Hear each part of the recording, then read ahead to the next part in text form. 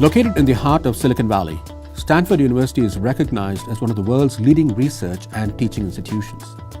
From its very beginning, innovation has been a core component of Stanford's DNA and has helped Stanford become a catalyst for change. The garage in Palo Alto that housed Stanford alumni, David Packard and William Hewlett's burgeoning electronics company in 1939, we know it today as HP, is thought of as the birthplace of Silicon Valley. Ever since, Stanford and Silicon Valley have created a culture of innovation, resulting in the formation of many companies and one of the most innovative and productive regions in the world. Our Stanford Graduate School of Business has developed a global reputation based on its programs in management, leadership, innovation, and entrepreneurship.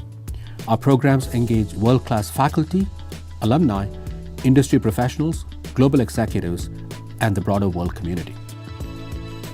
I think the GSB has been very fortunate to be located where it is. I think being at Stanford, being a part of Silicon Valley has helped the GSB a lot in terms of its focus. One question I often get is, what is the secret sauce of Silicon Valley, of Stanford, of the Stanford Graduate School of Business? And I say, the secret sauce lies in the fact that Silicon Valley, Stanford, is filled with what I call type 2 individuals, type 2 entrepreneurs.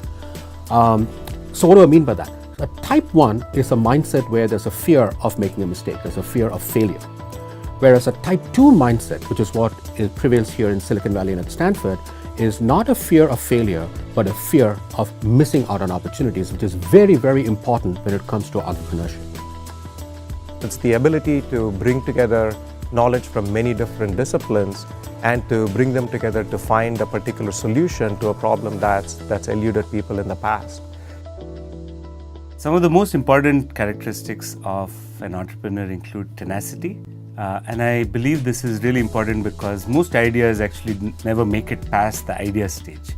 So taking it from the idea to actually getting somebody to fund that idea, to creating a product or a service out of it, to convincing consumers that it's worth their while to spend their money, to sustaining this requires a tremendous amount of tenacity. I think it's really important for an entrepreneur to be able to tolerate mistakes, errors, and road bumps along the way. Most businesses that we see that are successful today were not successful in their first shot. It required mistakes being made and, more importantly, learning from those mistakes to happen. For this course that we offer in India, we have put together an exceptional team of faculty and guest speakers.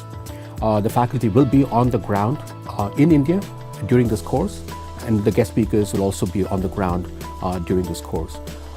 These are faculty and guest speakers who are not only experts at different aspects of the business model, but who also really understand India, the Indian economy, its culture, its unique practices, and also the unique challenges that innovators and entrepreneurs face in India.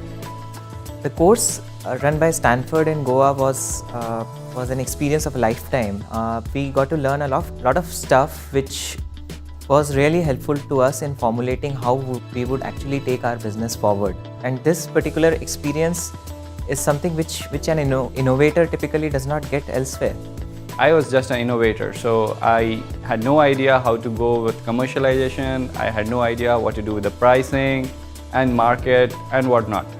But when Stanford came in picture in Goa, we had an exposure to all these things, and we had a full idea how to go global, how to reach domestic market, and therefore this invention became an innovation.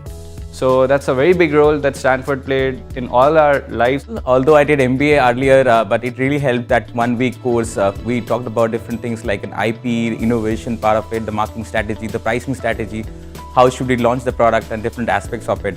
So we have improved those go-to-market strategy after that in terms of how to create the pricing model of it, which was really good. We learned a lot about that during the course. We're able to bring a lot of analytical discipline to thinking about the market opportunity and the true value that's out there, and more importantly, to teach you the language of business. How do you position your innovation in a manner that's translatable and eventually credible to somebody whom you're relying on for financing? And we will teach you that part. In addition, the second aspect is that we will teach you some of the softer skills that you will need in order to be a successful entrepreneur.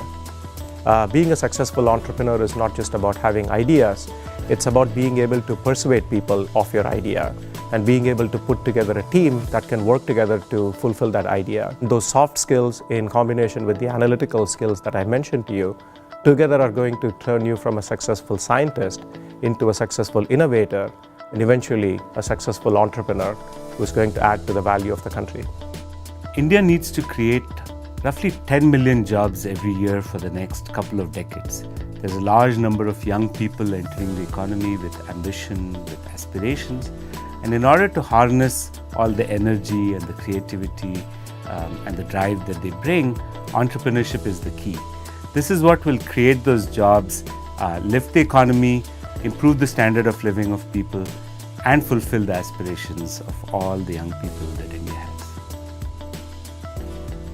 If you want to think about the true spirit of the Stanford Graduate School of Business, it is reflected in our slogan, which is changing lives, changing organizations, and changing the world, which is why I'm personally very excited about the IIGP and the course that we offer.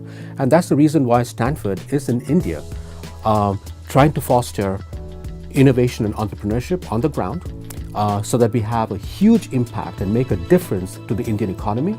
And we have a huge impact and make a difference to people's lives in India as well as overseas.